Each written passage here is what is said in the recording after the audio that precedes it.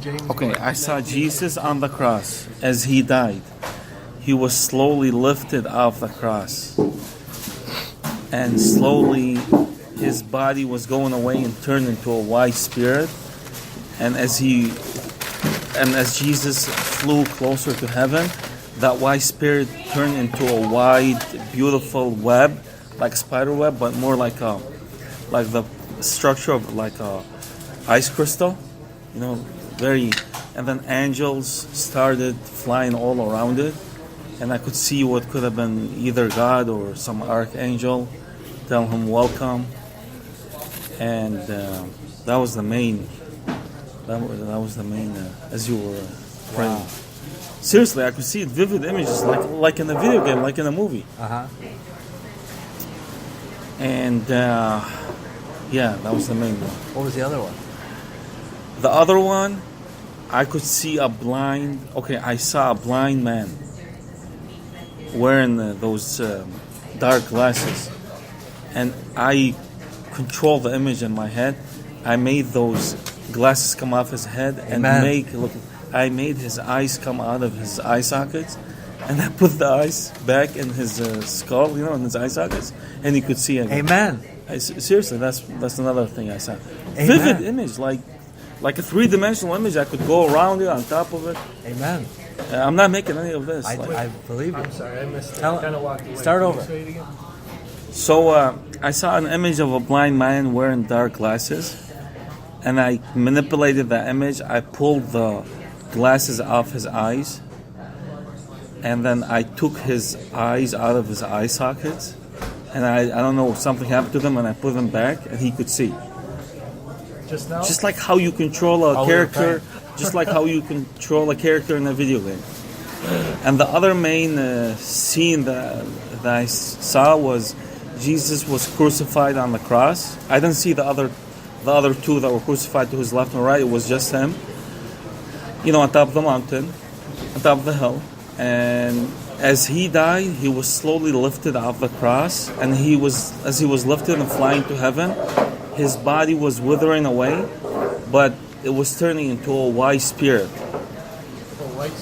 A white spirit. And as he flew closer to heaven, that white spirit turned into a circle, like a white spider's web, but it was more like a crystalline structure of an ice crystal. You know how water crystallizes into ice?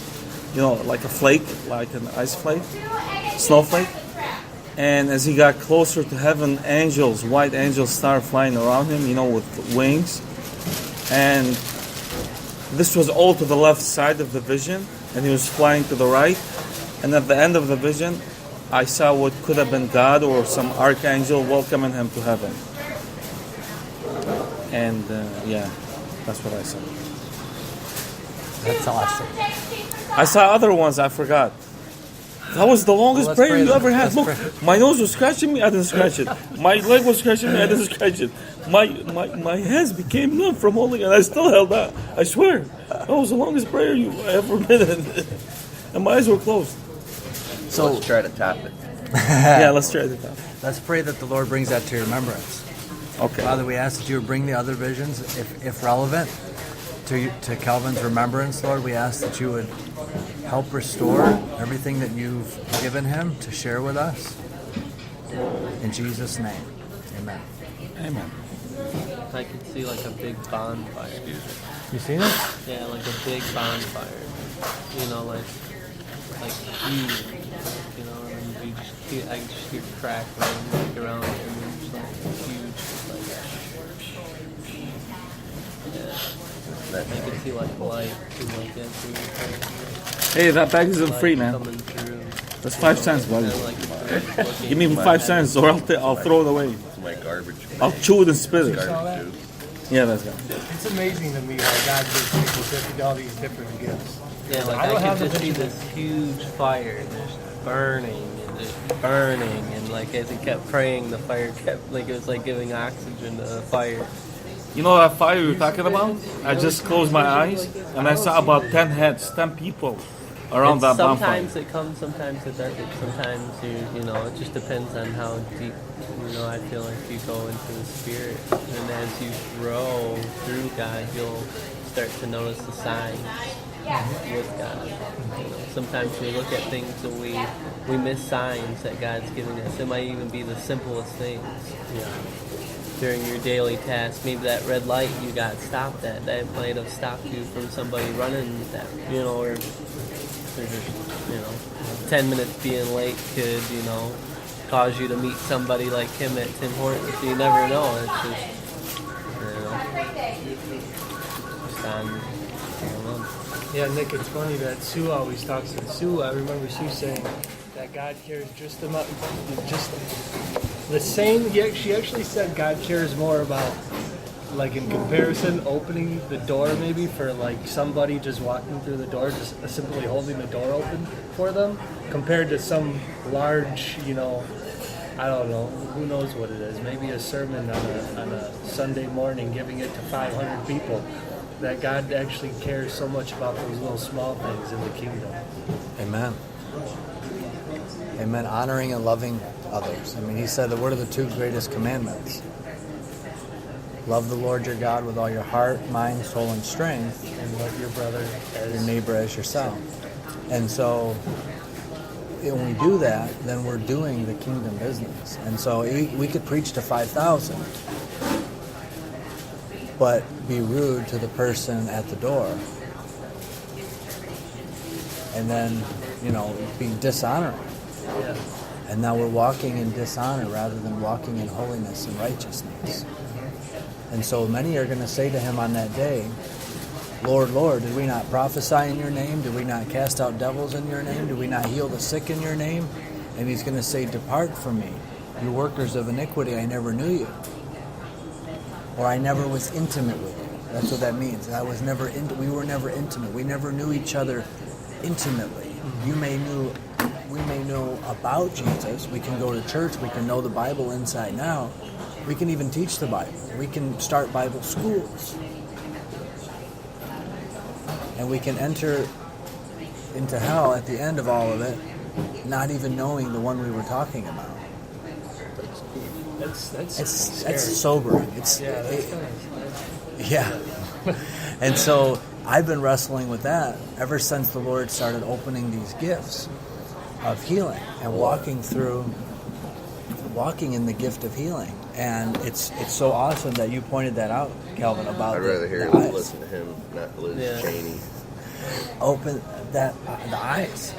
I mean, that's what God is taking us to. I mean, I've watched probably, I don't want to put a number on it, but I've watched dozens and dozens of healings in front of my eyes. I used to watch it by other ministers on TV, on YouTube, but now we get to see it in front of our own hands. In fact, the door that he opened a few months ago, there was this Amish farm market. The lady that owns it, her and her dad own it. She invited me and a friend of mine to pray outside of the business in the parking lot at a table that says prayer and healing. And so our first day doing it, we seen over a dozen people get miraculously healed. And my friend Chris that did it with me, he had been wanting to see that, but had never seen it before. And so she invited him to do it. He mentioned it to me at my desk at work, and I'm like, I could tell he was a little shy about it because he had never seen God heal through his hands before. He wanted that gift. He knew it was available. He knew, he had read, just like I read, just like you read, Jesus said, they that believe will lay their hands on the sick and they will recover. Not they that have a full-time ministry, not they that are pastors, not they that have the gift of healing, not they that are specially appointed for that season, time, and day. No, they that believe will lay their hands on the sick and they will recover. And so he believed it, wanted to experience it, and the Bible says also, they that delight themselves in the Lord, he will give you the desires of your heart. And so his desire was to watch that happen. And so our first day, I ended up praying for somebody on my side of the table, and he was praying for people on his side of the table, and he did it all by himself, him and Jesus. It wasn't him, it was Jesus. So Jesus is the one that heals those around us. So these blind eyes that you've seen get healed, that's a future that is available. I haven't seen personally any blind eyes or any deaf ears, which I know I have seen one deaf ear. Actually, the third week that we did that at the Amish Farm Market. It's at Harper and Crocker. It's called Hefling's Amish Farm Market. In fact, she just texted me saying that our next God Encounter gathering, which is going to be on the 20th, Sunday night at 6 o'clock on the 20th, we'll be gathering kind of like we just did here, and just praying and seeking the Lord and waiting for Him, listening and experience Him and visions and signs and wonders and words of knowledge and prophecies and however He flows through us. And then we're just going to lay hands on the sick and watch them recover. We're going to cast out demons. We're going to pray for people to get free from bondages of addictions and struggles and depression and anxiety. And Jesus said they that believe, lay their hands on the sick and they will recover. It's not just sickness, it's depression, it's anxiety, it's anger, it's lust.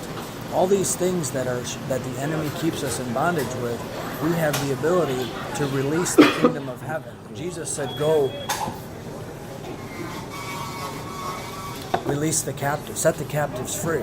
And so the enemy, the devil, comes to steal, kill, and destroy. But he came that we might have life and have it more abundantly. And we're His hands and feet. Jesus said that greater works would we do than He did. Do you remember reading that? Do you remember reading? He said, greater works will we do than He did. Have you ever read that? I think I read it before. I remember it. Somebody Google it real quick. Well, what do you want me to Google? Hey, Greater works will we do than He did. I just realized something. Today, like maybe a famous person would self-aggrandize, so the precious moments of their life and career. They can be very humble, but basically Jesus, did He ever say once? Do you want me to tell you? I'm sorry. Do you want me to tell you the verse? Well, wait till Keith's done with Okay. this stuff. I was thinking like His entire existence was 100% selfless and giving, and literally, I mean, what famous actors today or people that are well known would go die on the cross? So it's just like one more piece of proof that everything He said all lined up all the way through. The integrity is all the way through. So no matter what angle you look at it, like for me it still causes a little bit of a cognitive dissonance. But if that's true, why wouldn't everything else be true no matter what? Because it's like the nucleus. I was crying on the kitchen floor yesterday. I don't normally listen to Joel Osteen because I don't know how I feel about it, but a buddy sent me something, and halfway through it, I don't know, I just right on my kitchen floor, dude, and I was crying with my face on the floor, and like my hands were like this, and I was praising Jesus, like directly, and I was like sobbing, kind of like I was in the street that night. Because all the weight of the pressure, just the life's pressures, the things you're going through, the strongholds. I'm sick of holding it up, and I just like put it. I gave it to Him. I said, like I need you. I need you. Nobody else. No, not myself. I need you. It's amazing, man. Like the cleansing and the washing. So, okay, that's all I wanted to say. So I just want to add to that and encourage you in that, because that may be out of the ordinary for you. That may, you may not. I'm sorry. You I thought it want was to play mine. chess? I'm sorry. Here. There's nothing left. That's You why I want did this? what I'll I go did. get another. I'll buy you a coffee. I just want to encourage you. I mean, that's what the Lord's desire is for us. That type of encounter you had on your kitchen floor, that's supposed to be the norm. That's rare in the body of Christ, which is sad. God encounters is what is what's going to sustain us. He said, "Cast your cares upon him, for he cares for you," and that's what you did. He says, "Take my yoke upon you, for my burden is easy and my yoke is lighter." Or so, I'm paraphrasing. I didn't quote him properly, but